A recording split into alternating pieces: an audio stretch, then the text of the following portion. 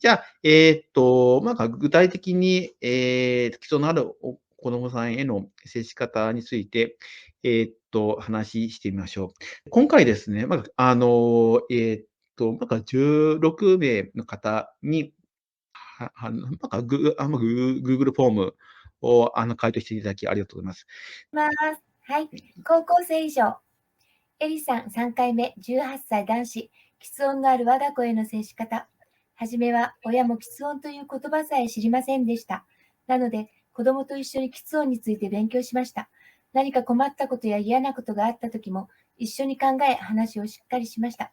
わからないことは、他の喫音者の方や言葉の教室の先生に聞き、それを選択し答えを出していきました。喫音が出ることに苦しそうと感じていましたか？それがどう変わりましたでしょうか？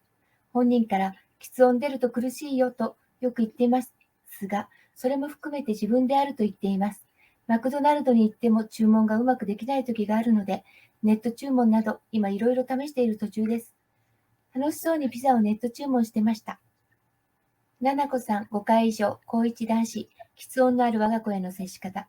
喫音が出ても出なくても自然に会話をしています。子供から、今日は学校でよく出たわ、と言われたら、そうなんや、とラフな感じで喫音について話します。ただ、思春期からか、こちらからの喫音の話はあまり気が乗らない感じなので、子供からの話を聞くことが多いです。本人も喫音を自覚しているので、定期的に大学病院の通院を続け、必要なとき、英検などは合理的配慮の意見書をもらおうと話しています。喫音が出ることに苦しそうと感じていましたか？感じていました。私もなかなか変われない部分があるのか、こちらの心構えのないとき、不意に喫音が出たときに苦しそうだなぁと思って話を聞いている自分が今もいます。ただ、先生の本を拝読し、それが自然体だと感じるようになり、波があるから、出るときも出ないときもあるよね、と私自身がおおらかになった感じがします。中学生です。6さん1回目、中3男子、喫音のある我が子への接し方。うちはオープンに接しています。学校や懇談会で喫音の話題を出すときは必ず伝えます。そして、家庭訪問や三者面談の時に配慮してほしいことや配慮が足りないことなど、子供から学校側へ伝えたいことがあれば、事前に聞いて伝えるようにしています。また、喫音は悪いことではないことを本人と妹には小さい時から教えています。喫音が出ることに苦しそうと感じていましたか？最初はすごく苦しそうだったので、私たち親も胸が苦しかったです。中学に入学して、中学校生活に慣れるまで心配で眠れない日々を過ごしました。でも、子供の様子を見ていると、毎日学校に通い、部活動もして、友達もたくさんいて楽しそうにしているのが分かりました。今まで悩んでいたのは、息子の悩みではなく、私自身の悩みなんだなと気づきました。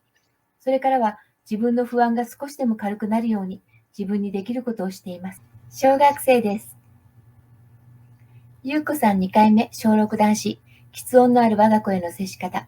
何も知らないときは話しにくそうにするたび、苦しそうにするたびに大丈夫だよと反応したり、手を止めて聞こうとしたり、私まで苦しそうな顔をして聞いていましたが、今は詰まっても気にせず、手も特に止めず、普通にうんうんと聞いています。時々治らないのと聞かれますが、治ることはないよ。でも大きくなれば知ってる言葉も増えるから、言いやすい言葉に変えたりして、喫音が出にくくなると思うよと伝えています。喫音が出ることに苦しそうと感じていましたか？もっと小さい頃はひどい時期には息ができなくて顔を真っ赤にすることも多々ありました。今はひどい時期でもなかなか出てこないときは、一呼吸置いたり、言えないなぁと悩みながら他の言い方を考えたりしています。幼児です。中町さん4回目、年長女子、喫音のある我が子への接し方。娘が年中時、家族の支援の本を読み、喫音について、娘とオープンに話すようになりました。今日、幼稚園で喫音で嫌なことあった？や、乱発で声が出なくて怒鳴ったような声になり、お友達の怒ってると勘違いされて嫌だった。すすすとなっているとき、友達が水筒と言いたいことを先に分かってくれて嬉しかった。など、日々いろいろなことを話してくれます。日頃私から、喫音の様子はどうと聞いて、積極的に喫音の会話をしています。喫音が出ることに苦しそうと感じていましたか？喫音が出ていても、それが本人にとって自然な話し方と理解してから苦しそうという気持ちはなくなりました。難発が多い期間は苦しいか苦しくないか本人に聞いて、苦しくなければ本人にとって自然な難発なんだと理解しています。